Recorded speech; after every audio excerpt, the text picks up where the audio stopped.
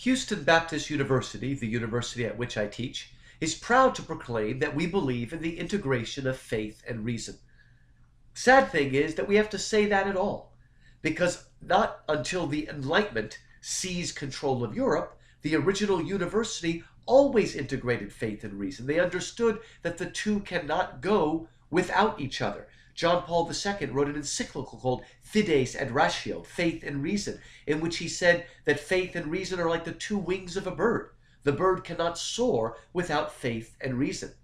As more and more people have shown, the reason why science, the discipline of science, not just invention, but the discipline of science, the reason it grew up in the West rather than in China or India is because all the early modern scientists, from Galileo to Kepler to Newton, were all Christians or at least strong theists.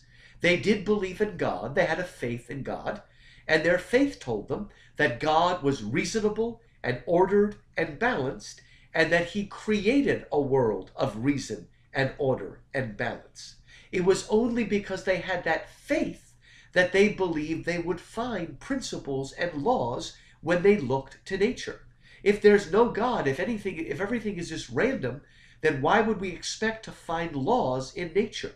Did you know that a lot of physicists, when they look for a law or a theorem or a formula, one of the criteria for the formula being accurate is that it is elegant.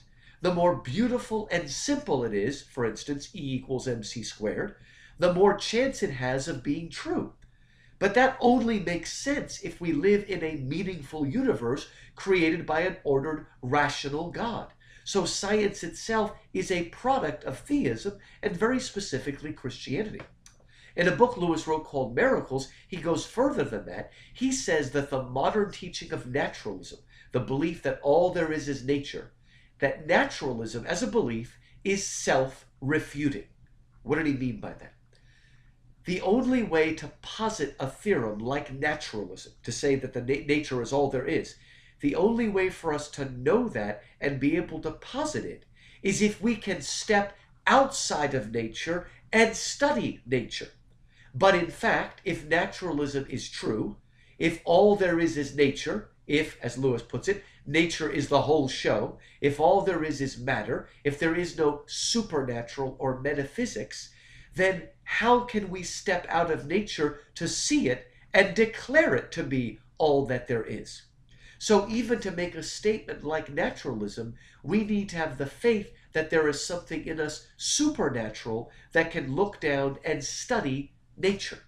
So again, naturalism is self-refuting.